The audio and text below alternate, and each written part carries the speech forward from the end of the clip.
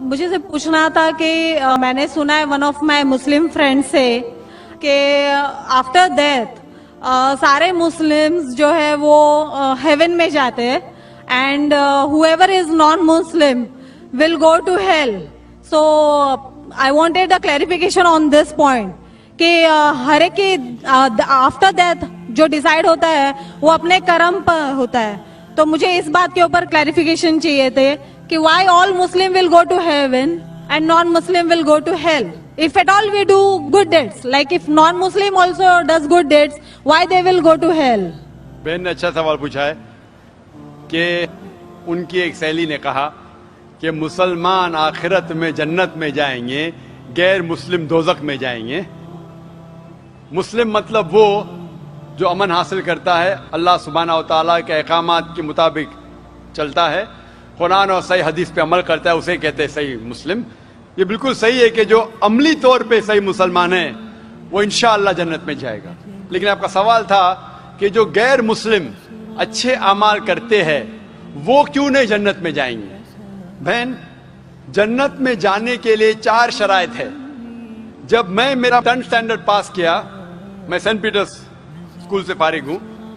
جب میں ICSE میں تھا 10ویں میں، میرے ایگزامینیشن میں 6 کمپلسری سبجیکٹس تھے: English, mathematics, science, geography, history, Hindi.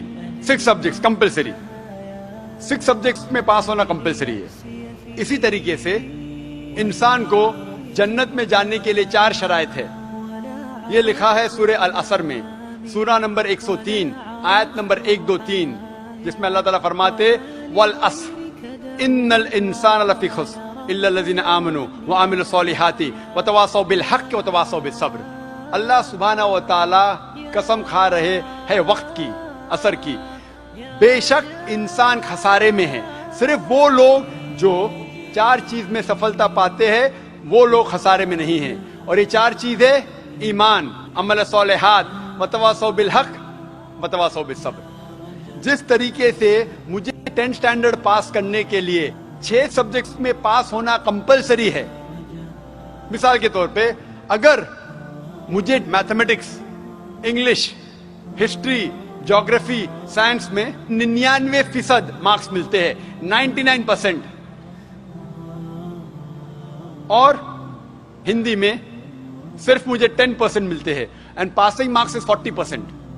پاس ہونے کے لیے 40 مارکس کی ضرورت ہے. اگر ایک سبجیکٹ میں، ہندی میں مجھے 10% مارکس ملتے ہیں اور باقی 5 سبجیکٹ میں 99% مارکس ملتے ہیں، کیا میں 10th اسٹینڈرڈ پاس کروں گا کہ نہیں؟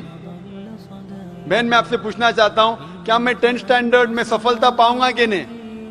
ایک سبجیکٹ میں 10%، باقی 5 سبجیکٹس میں 99%، کیا میں 10th اسٹینڈرڈ پاس کروں گا کہ نہیں؟ نہیں. کیوں؟ کیونکہ مجھے ہندی میں 10% مارکس ملے، بھلے 99 ملے، باقی 5 سبجیکٹ ہندی میں 10 فیل.